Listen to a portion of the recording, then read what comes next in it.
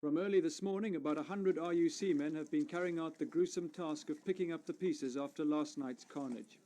6 of the soldiers died in the first explosion when a bomb in a lorry loaded with straw was detonated by remote control as they drove past. They were in a 4-ton military lorry travelling towards Newry on the dual carriageway from Warrenpoint. 5 of their colleagues were injured, 2 of them very seriously. The second explosion followed about 20 minutes later. This time the bomb had been hidden in a gate lodge opposite Narrowwater Castle, a couple of 100 yards down the road.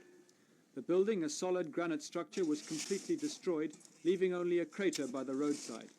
12 soldiers died in this blast, and some of the bodies were thrown into Carlingford Loch. Huge boulders were blown across the road and into fields. Among the casualties were reinforcements sent in after the first explosion.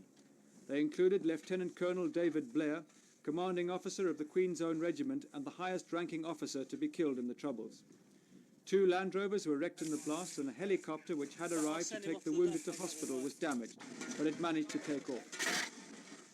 Last night's death toll was the worst suffered by the British Army in any single incident in the 10 years they've been here.